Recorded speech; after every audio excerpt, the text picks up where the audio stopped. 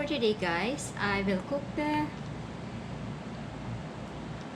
better gourd, or in Tagalog is ampalaya, meaning mapait siya. Yan, ito siya. I cut it into pieces now, like this size, and after that I put some salts, and I soak for about 10 minutes to the butter gourd. Then I will squeeze. So squeeze na natin.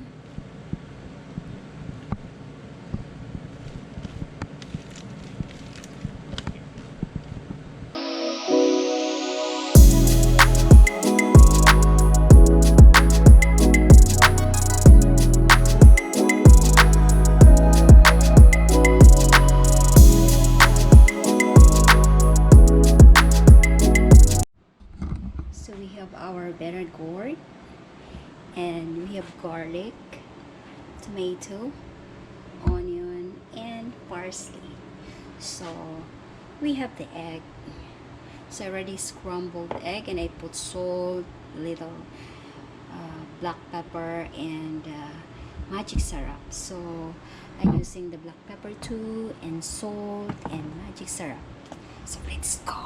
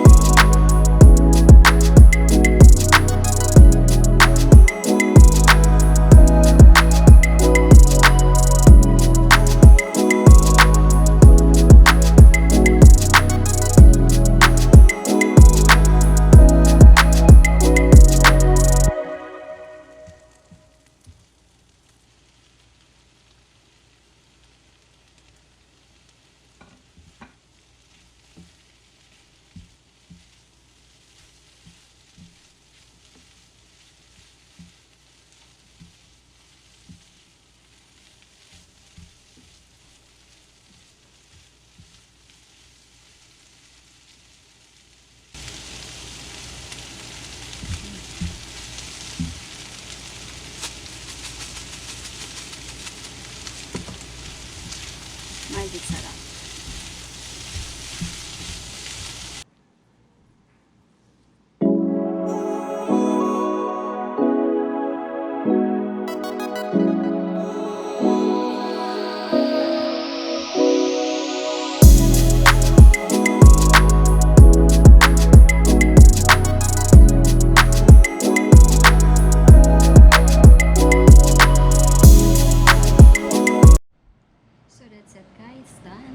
Almost done.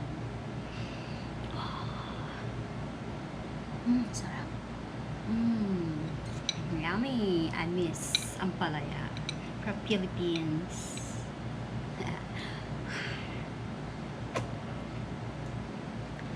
See you next time. Don't forget to subscribe and click my bell. And thank you. See you next time. Bye bye.